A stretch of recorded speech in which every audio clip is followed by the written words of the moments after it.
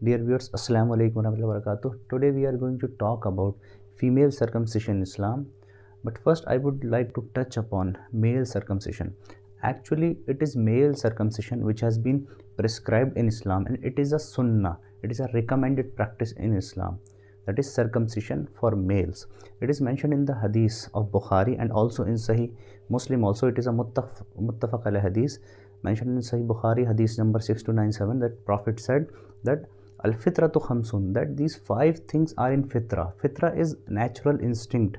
It is the way, the tradition of the prophets. And he mentioned al khitan, that is circumcision. So circumcision is one of the five things mentioned here, which is of fitra, which is of the tradition of prophets, and which is of natural instinct. So it is for males which has been prescribed. Further, it is mentioned in the hadith of Bukhari, hadith number 6298, that the Prophet said that Prophet Ibrahim, may peace be upon him, that he circumcised himself after he was more than 80 years. That is, after passing of 80 years, that is his age was more than 80 years, he circumcised himself.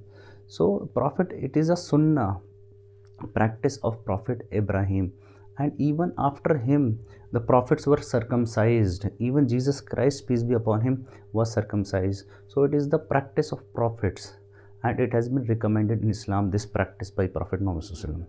So for males. Now with regards to the female circumcision, actually if it is extremely done, it has been termed as female genital mutilation.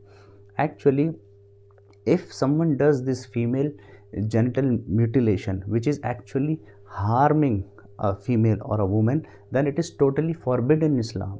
But actually this practice is not prescribed in Islam, that is female circumcision.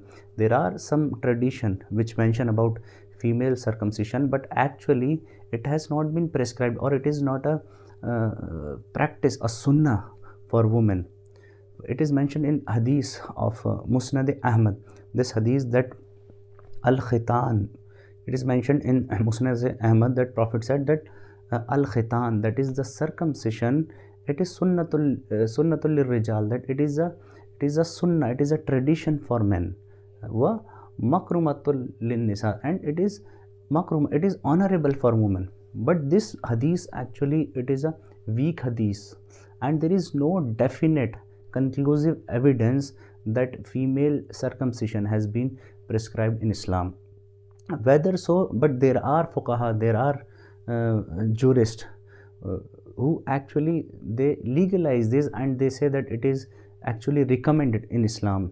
About the Shafi school, they say the circumcision is obligatory for men and even for women also. So there are schools or in Islam, but actually if you look at the evidence, there is no conclusive evidence from which we can conclude that it is prescribed in Islam, that is female circumcision. And even those who say that this female circumcision is prescribed, they say that only of it has to be seen case to case. We have to look upon case to case. That is, if it is required for a female, if a doctor examines her and says that she requires, then they can go through that, and they say that it is only a very little piece of skin which has to be removed. They say not the whole clitoris. Whole clitoris is not to be removed actually. So they say that only a very small skin or a small part of that is to be removed. So there are people, but actually if you look into the evidence, it is not prescribed in Islam.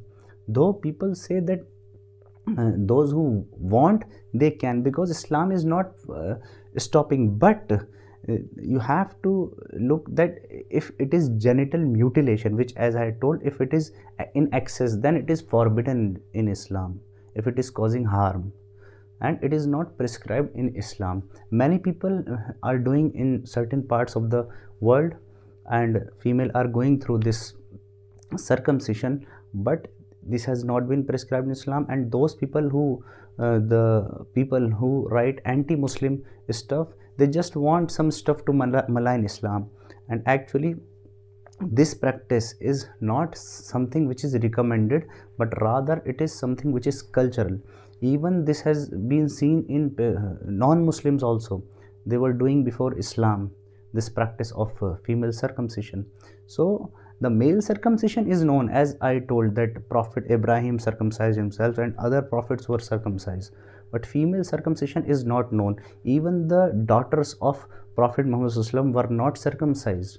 So this shows that it is not prescribed in Islam.